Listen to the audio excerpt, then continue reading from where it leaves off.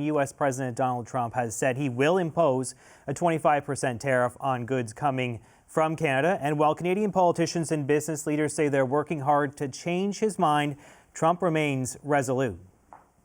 We lose $200 billion a year with Canada. That's because we allow them to make cars. We allow them to take lumber. We don't need their cars. We don't need their lumber. We don't need their food products because we make the same products right on the other side of the border. They've been very nasty to us on trade. Historically, Canada has been very, very bad to us, very unfair to us on trade. So we'll see how it all works out. Quebec Minister of the Economy, Chris Skeet, joins me now. Hello, sir. Thanks for coming on.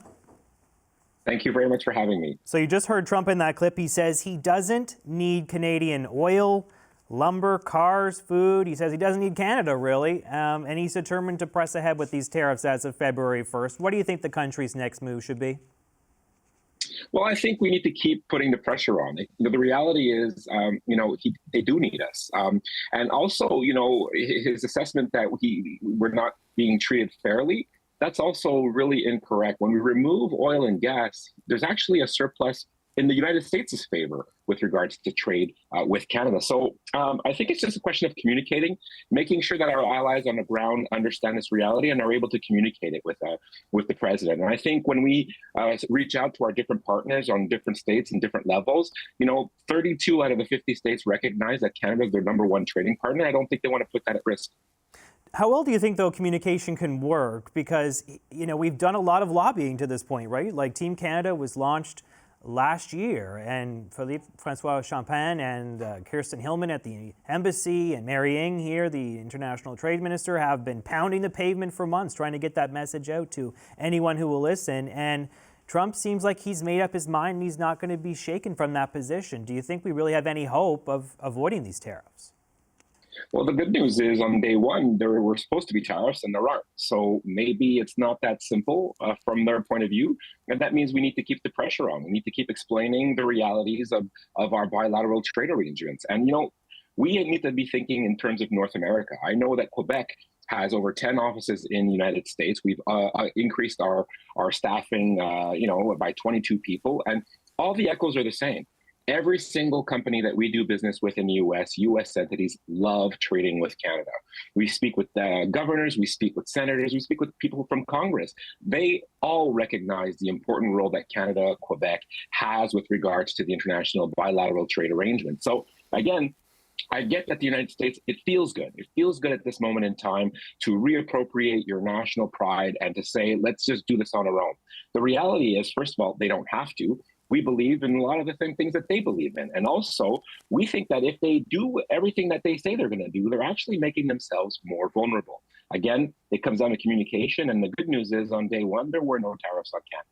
So your Premier Legault, has said he's not ruling out retaliatory measures. Is Quebec open to what some people are calling the nuclear option, dollar for dollar tariffs on tens, hundreds of billions of dollars of American imports? Is that something your province is willing to support? I think at this stage, we can't exclude anything. But obviously, no one wins in a trade war. We're very cognizant of that. And the idea is, again, to make our American friends recognize this. Again, if we remove oil and gas, there is a positive trade balance with the United States in the Americans' favor. I don't think they know that. I don't think they recognize what that means. And I certainly don't think they remember what it's like to have high tariffs. We just need to remind them of that. I think you'd be cutting off your nose to spite your face. And I think there's data to that regard. But, again, we need to deal with these people individually, have American companies speak to Americans directly and make them realize that they have positive trade arrangements with us. I mean, there's only so much a Canadian entity can say to them to change their mind. But what we're seeing is people on the ground, people in the United States, different associations, chambers of commerce, they're all realizing that they need to speak to their elected officials and make them realize that maybe this is not the best way. Just to give you a quick example, a car made in North Carolina has Quebec aluminum. I mean, I'm not sure they're as self-sufficient as they think they are. In fact, we know they're not. Yeah, Alberta Premier Daniel Smith is saying something similar to what you're saying, like remind them of how much they need us, but don't go too far in terms of retaliatory tariffs. That's what Daniel Smith says. We are better off doing diplomacy, negotiating with them, maybe cut a deal on buying more American goods, maybe do more at the border, beef up military spending, essentially appease Trump, is what Danielle Smith has said to this point. What do you make of that strategy? She doesn't want to go the tariff route. She'd rather just kind of work it out on a friendly basis. Do you think that's something that could be successful? I think I would choose another word other than appease. I think appease is a very loaded word. It seems to suggest that we're somehow just, laying down the arms in the hopes that things will go away. I think buying more American goods in terms of military spending is probably a good idea. I think more trade and more deeply integrated trade with the United States is probably a good thing. So again, I think all options need to be on the table, and a deeper integration, I think, would be a win-win. So I think there are conversations that still need to be had, and I'm hopeful that cooler heads will prevail. And the good news is, as I said, we were expecting tariffs on day one. We don't have them yet. We're not excluding, obviously, that there might be coming up, and we're getting ready for that. But I still hope that we can convince our American partners and friends that we are partners and friends. And I really like what François Philippe Champagne said. Not choosing Canada means choosing China. I'm not sure the Americans really want that.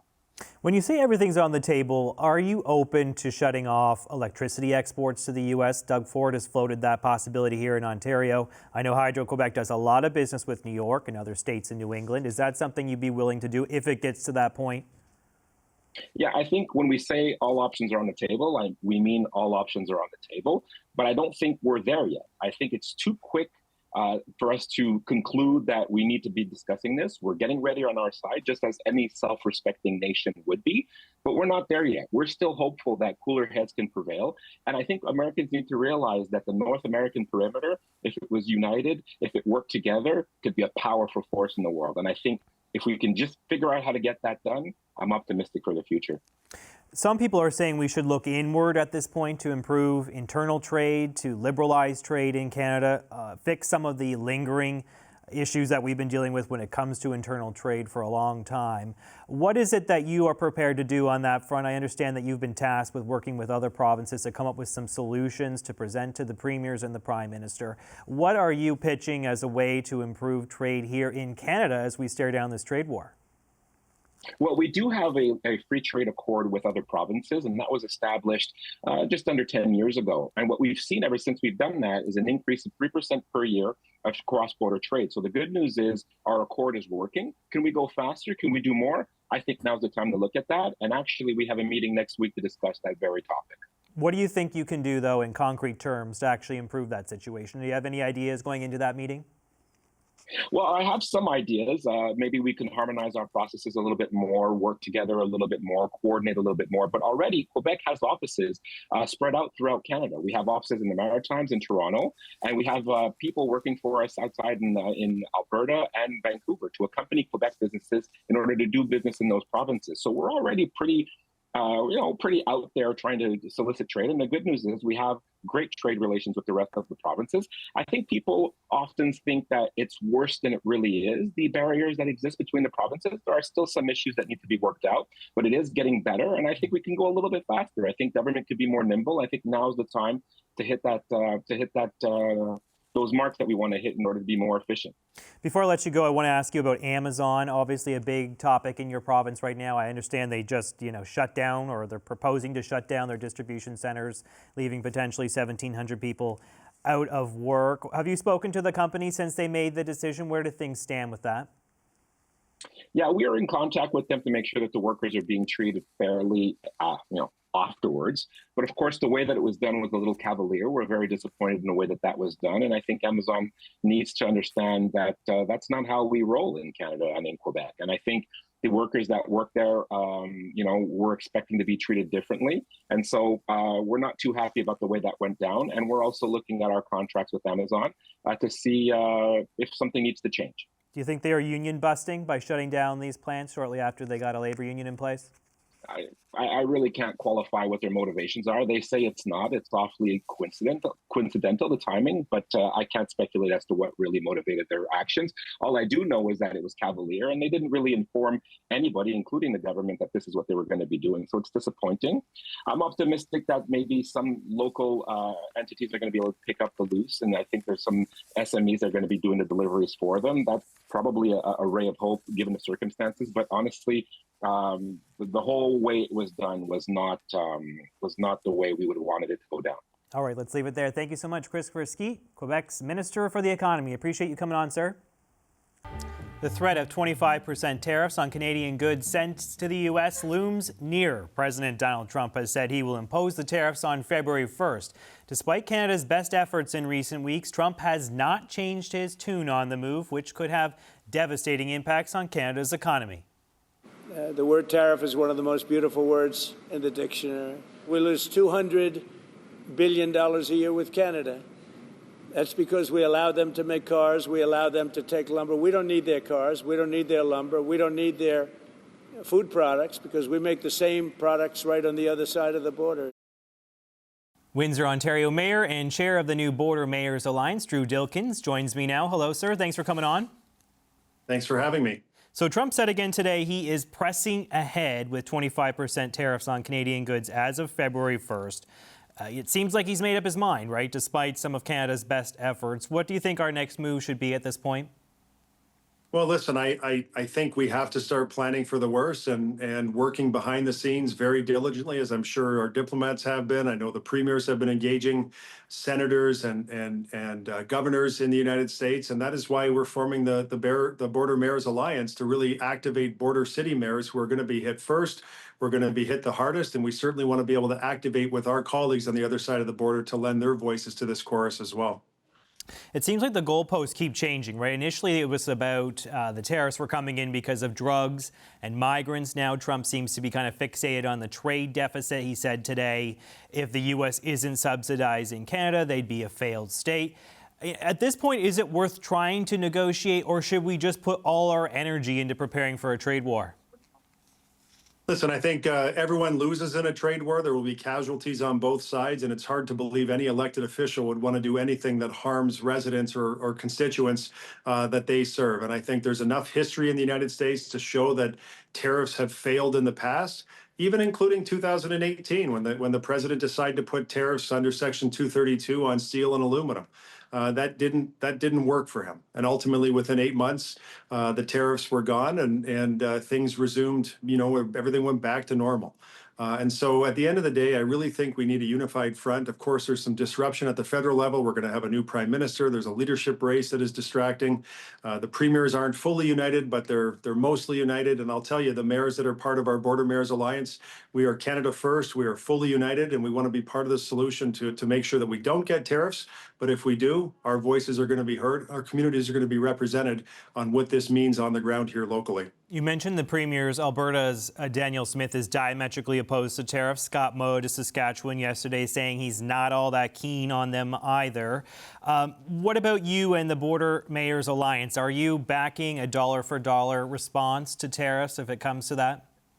I think you have to. I mean, what choice do we have? If we can't negotiate a solution, and like you said, what are we trying to negotiate? Is it border security? Is it drugs crossing from Canada into the United States? What is the point here? Is it about renegotiating the former NAFTA early and trying to come to a new set of agreements here? We're not quite sure, and the goalposts keep changing. And we know the president certainly is one to make strong pronunciations at a microphone and when the media is present. I think history has also shown that there is sensible minds behind him that hopefully will be able to work through some of the friction that we have in place and come to a landing place that actually works for everyone moving forward. Because at the end of the day, whether it's government, whether it's business, or whether it's my family or your family, the thing that we want the most is certainty. It seems like if we do go that dollar-for-dollar retaliatory tariff approach, though, there could be huge economic ramifications for this country, right? We're talking about tariffs on tens, hundreds of billions of dollars worth of American products. Are you prepared for the fallout if we do go that route? Listen, it is the least preferred solution. No one wants to get to this place. And so having everyone working on all cylinders, trying to get all of the right information and get as many voices in this chorus as possible to have the president understand that a trade war is bad for everyone, including American consumers, that's the ultimate goal here. It's hard to believe that we have to keep having this conversation. If you just look back in history with tariffs in the United States, it's not been successful. If you think of just economically what the impact would be on the US dollar and how it would affect their own trade with other nations. Not favorable for them, certainly not in the medium to long term. And so at the end of the day, this is about activating a group of mayors to be able to link arms with mayors on the other side of the border, to be able to add all of these voices to the chorus so that hopefully sensible people with bright minds who are making these decisions actually get the message. I mentioned Danielle Smith earlier. She is saying that the best approach is diplomacy, not what we're talking about, not tariffs. But she's also saying as part of that diplomacy, we should consider buying more American products to kind of chip away at that trade deficit that Trump is so concerned with. Is that something that you think would work? Is it in Canada's best interest to cut a deal with Trump to just buy more American products to make him go away? Yeah, I'm not sure if that makes the most sense. I think, Premier Smith is trying to find resolutions. I appreciate the approach that she's at least trying to work through different scenarios that may satisfy the president. But at this point in time, we haven't heard that anything will satisfy him. And the goalposts keep changing. It was his inauguration day. It was April the 1st was going to be the day when he was expecting reports back from his cabinet secretaries. Then the goalposts changed at the end of the day to February the 1st. Heck, he doesn't even have all his secretaries sworn in yet, so we're not even sure entirely who we're dealing with on the other side of the table. And so I think it's just really important that as our federal government goes through an evolution, that we do have strong diplomacy working back and forth across the border. It's important that the premiers continue to work with governors, and it's really important that mayors are part of this conversation, working with mayors on the other side of the border in the United States to be able to activate all of those resources together.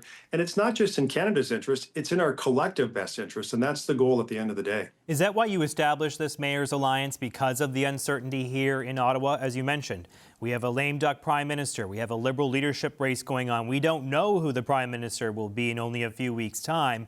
Does that leave you concerned about leadership in this country? Is that why you're stepping up now? Well, I think the vacuum at the top certainly is very problematic. We see that across the country, the premiers aren't fully united. So I can tell you every mayor that's part of this Border Mayors Alliance is absolutely resolute and united. We have unity in our caucus, and that is the way we're going to keep it moving forward to the best of our ability. And I just think of the situation in my own community here. We're the auto capital of Canada, right across the city, right across the border in Detroit is the Motor City. And it's hard to say that a vehicle is produced in either Windsor or Detroit, because the parts that go into those vehicles when they roll off the assembly line, regardless of which side of the border they're made on, have crossed the border on average 6 to 7 times. We have such a tightly integrated economy here. It's hard to disassemble that in any reasonable period of time, and certainly it makes no sense. We've built strong trade relationships since at least the 1960s. There are thousands and tens of thousands more people working in Mexico, in the United States, and in Canada because of our free trade agreements. And it really makes sense to try and find a resolution that puts this to bed, provides the certainty that everyone wants moving forward, and gives us a clear path to continue building our nation. On that note, Premier Ford has painted quite a bleak picture of what, the province could look like if these tariffs go ahead. What would it mean for Windsor if you're looking at 25% tariffs? It would be, there's no short way to say this, shorter than saying it would be catastrophic.